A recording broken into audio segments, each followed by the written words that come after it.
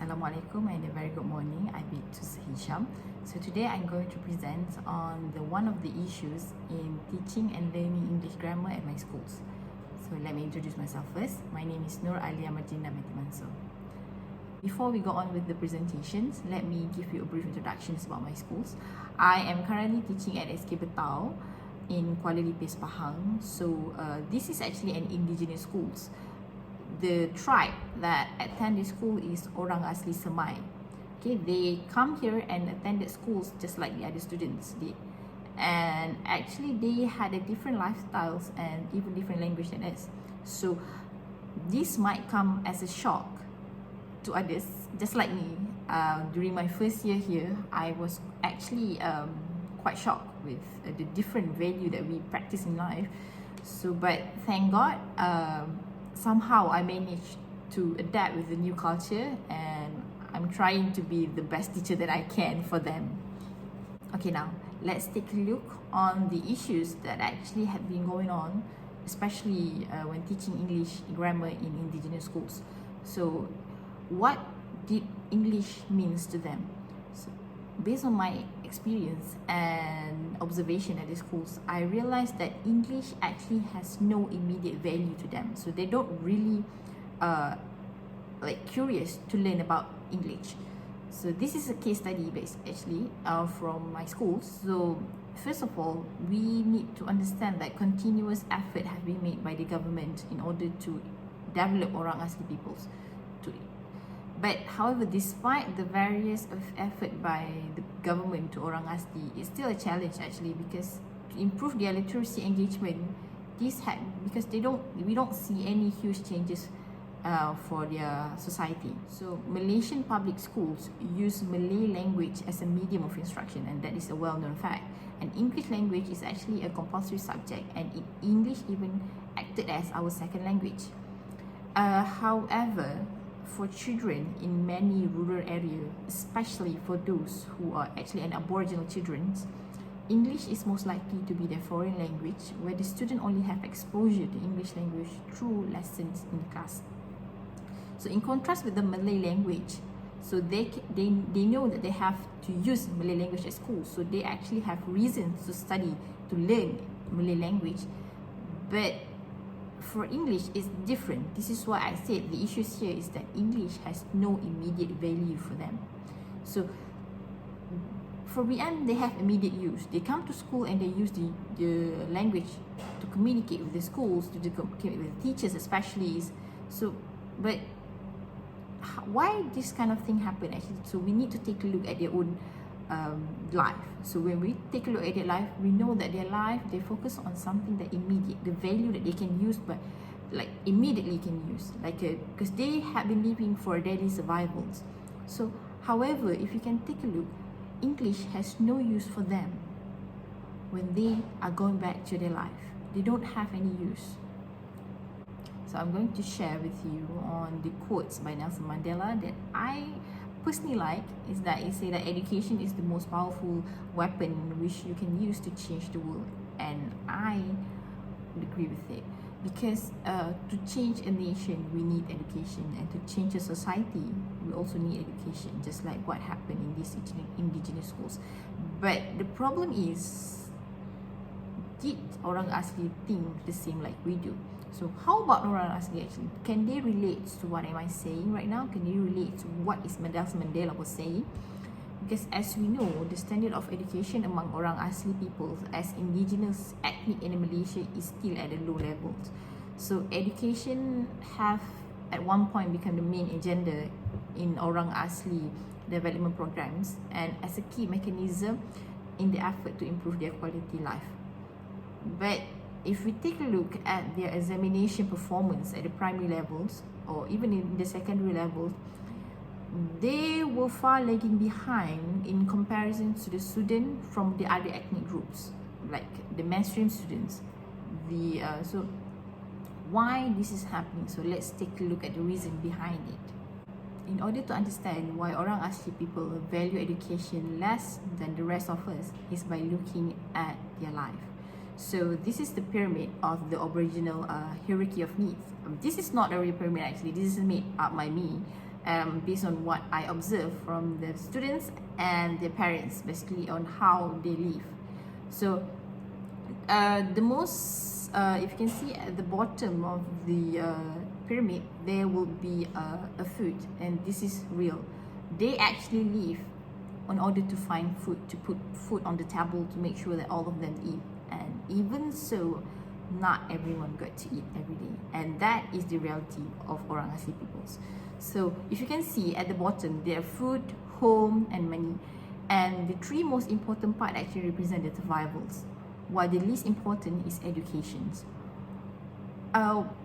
It's not something that we can do. Actually, this is true for everyone, right? Where we are living to survive, but they are different. Their survivals are totally different than what we can imagine, actually. So, but if you can see, despite the education being at the top, I mean, there was least perceived by them. So if you can understand that education itself is it's a general thing. There's too much definition that we can give to educations. So, but my point is how we are going to bring English, and on top of that, learning English grammar to them, when education itself is not that important for them. So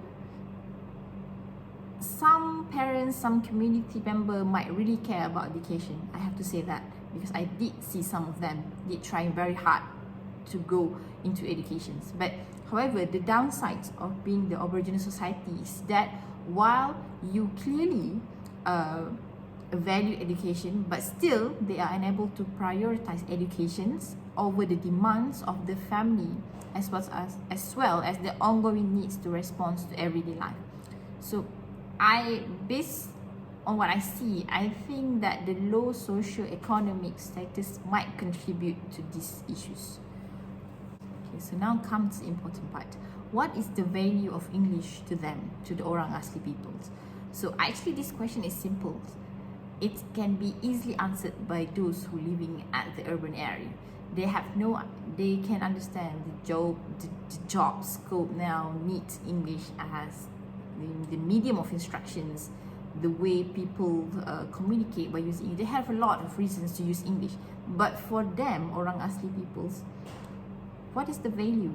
So I think as an English teachers, we find it difficult to adapt to teaching to suit the orang asli student context and situation. We try to give them context to use English, but sometimes we don't even know if that is going to be useful for them. So I sometimes question myself, is what I'm teaching is useful for them? I don't want them to know because I don't want to apply. But applying and knowing is different things, so it's hard for me to give context, to give examples for them for something that they can use in their life. So actually, when we talk about value, it also point out on the needs to improve the teaching and learning of English in orang asli schools on the teachers' part, because I think that teachers really need to be trained in various aspects and technique that will benefit the students. Because we take it easy and we teach them how we teach normal students, then they don't know what to do. They just attend the class and then and that is how they learn English. So it's not actually a proper English learning ways of learning. So if the teachers find it hard to teach English for them, I think it is relevant to say, and logic to say, that the student itself find it hard for learning English. Most of my students say that they cannot understand the lesson delivered by the teachers because they don't understand the language that being used to deliver the lessons. So the majority of the teachers, English teachers, are Malay teachers, so they don't speak the tribal language to deliver their lesson. So this situation had caused the number of students, particularly the students at the level 1, which is year 1, year 2 and year 3, to not understand what is being taught. So when you don't understand, there's no value to get from it. So that is just how English for them is. Okay, so now let's move on to the Aboriginal views on English that makes them believe that it has little or no value to them. So the first one is that they view English as an academic subject. So students view English as a mere academic subject and do not view its significance beyond classrooms. So moreover, English is regarded as a difficult subject to learn. It's hard for them actually. And the student just enroll in the class just for the sake of completing the school hours. Well, I'm not saying everyone, but some might not think the same, but the percentage of those who do not care would be probably more than the one who care. So this is when I interviewed one of the teachers, they actually said that orang asli student can't cope with English. She's not degrading them, but that's the truth that we need to face. They need to learn too many subjects without even knowing what the subject really is. They come to school without any exposure to education. Let's say you come to the class and you say you're going to learn math today. They don't even know what math is, but we are teaching them that. The same goes to be English. And what worse is that English is another language. So for them, as an academic subject that they have to attend in schools or something that have in the schedules, it's just a matter of changing teachers in class. It doesn't mean much to them. Next, orang asli children also view English as a foreign language. When I say foreign, it's not mean that English as a foreign language. It means that something which is foreign, something that they have no idea what is what, something that doesn't make sense to them. That is how it means. So the teaching and learning process usually involves communication between teachers and students. So teaching is not a one-way flow of knowledge from teachers to the student. It involves interaction between teachers and students. And we use several materials and learning outcome or learning objective to achieve what are being taught that day. But to them, they don't understand what are we talking about. It's too foreign and it even sounds like an alien language to them. It's awkward, so they feel distance. They don't feel comfortable learning that language they has no idea about, because like I say, they have a minimum exposure to English language.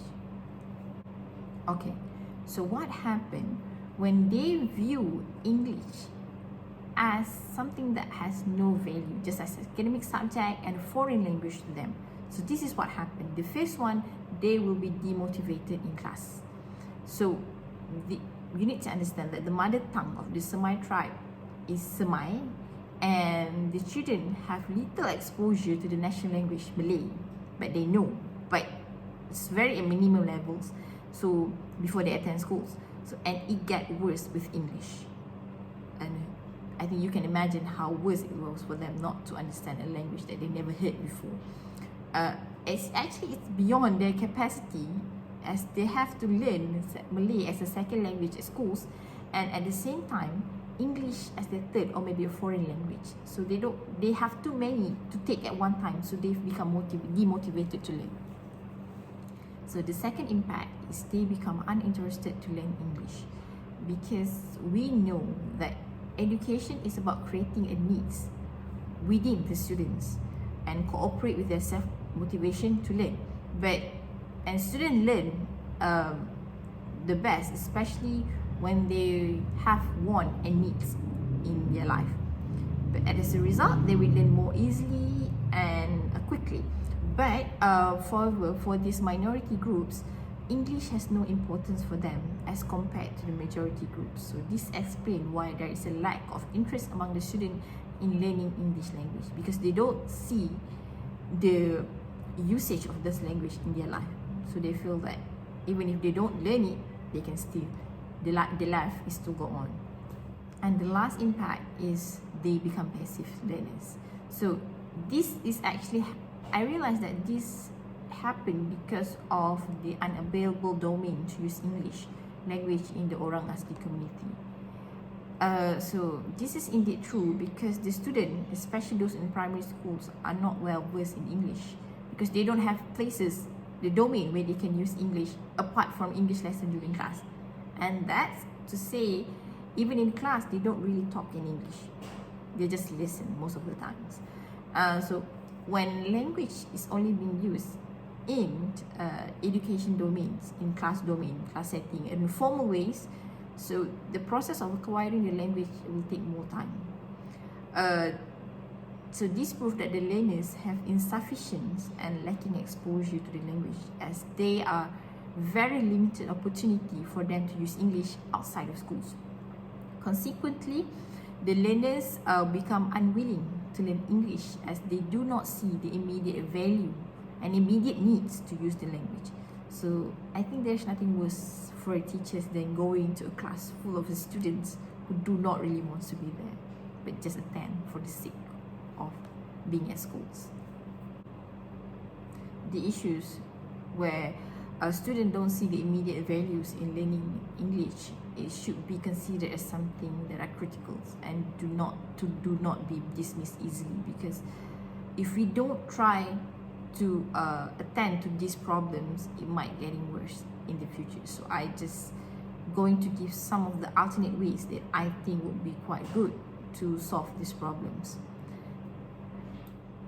The first way is by enhancing the impact of the highly immersive program, which was introduced by the Ministry of Education. HIP program was actually there at school, so we just need to be more proactive in producing the impact of the program. So this is actually a very highly immersive programs with the language-rich environments that promote the use of English beyond the class. So in ensuring that every individual is competent in the command of English, many activities can be conducted depending on the student needs. So this gives the schools the upper hand to plan and to enforce a program based on their student capabilities. So actually, I've done some of the programs like singing, action song. They really love those kind of song, those kind of activities, because they can actually, it's like a play thing for them. So it's fun. So the student actually react differently when English being taught to them in class, but somehow they really enjoy English during this program. So this proves that instead of we teachers forcing them to learn English, we should bring English to them. Let them see the English in a very comfortable manner. They don't have to be stressed and put too much pressure on them to learn English. They will learn it in their own way. So I think that obviously learning a new language is a long-term project, and you cannot start from the zeros and then another week you're going to start a academic paper a week later. But when building a decent foundation for the students, they can achieve a good result quicker rather than frantically trying to catch up with everything at once. I think that is what the teachers need to be right now. Another solution that I propose is that by organizing a bilingual friendly community programs, which focusing on the use of several languages, which can include the tribal language, English language, and even the Malay language. Because we understand that we know very well that language is the main form of interaction within our environments. Without language, it's hard for us to actually depend on the non-verbal to speak. So tribal language preserve stories, traditions, culture, and identity of a particular tribe. For example, here as a Semai tribe. So the indigenous language itself represents a long-lasting legacy. So who are we to say that they cannot speak that language and stop them and ask them to speak English? I think that was a very improper things to do. So by organizing this kind of program, so the teacher's role become interchangeable here. I mean that anyone can be a teacher, the community, and even the student themselves. It doesn't have to be organized at schools. You can organize it at maybe at the village, so they don't feel the pressure that they need to learn. They can just casually learn language in an environment that they are used to. So because we need to understand, actually, if learning a tribal language is hard for us, imagine how English would be for the students. And we are expecting that they learn when we don't even know their language. So I think it would not be any harm for the teachers to learn a new language. So instead of forcing the student to learn the language, show them how it was supposed to be. Actually, students really love when the teachers speak their language, they will be like, wow, they feel like, I don't know, maybe they feel appreciated, they feel like there was something that the teachers actually tried to learn their language. And it actually increased the positive intercultural exchange, because we used to believe that the majority doesn't learn the minority language, but it's different. We show them that, yeah, I can learn your language, so why don't you learn the language I teach you? So this is how we want to do. So such language diversity should be welcome in our education system. And one thing I want to point out about this program is that it doesn't only involve teachers and students, it involves the community. So they can be teachers for one day. It doesn't have to be conducted during school days. It can be weekends, something that they are comfortable with. So it's actually a fun program if we can actually conduct it in the community. Okay, so as for the conclusions, we have heard before about orang asli people. Some of us might seen them, but I think we keep on making things like, wow, we're trying to do something good for them, we are going to organize this program, we're going to conduct this, improve their life, this and that, whatever it is, could be. But I think despite all the hype, without the access to appropriate educations, indigenous community will be continue to be trapped within the vicious cycles of poverty in academic.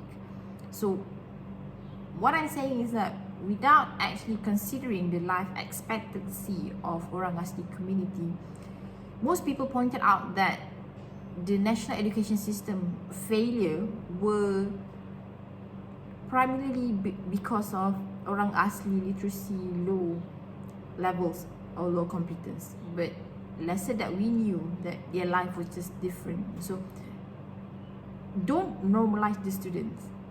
We need to bring something new to them, something that make them realize that, wow, I should learn this, it's fun, it has value for them. Because without values, the thing has no meaning. And even for me as a teacher, when I don't see the values in it, I won't go for it. So to instill a value is a very hard thing to do. So I believe that with the everyone cooperations, I believe we can do this and improve the academic level of orang asli. I think that's all from me. Thank you.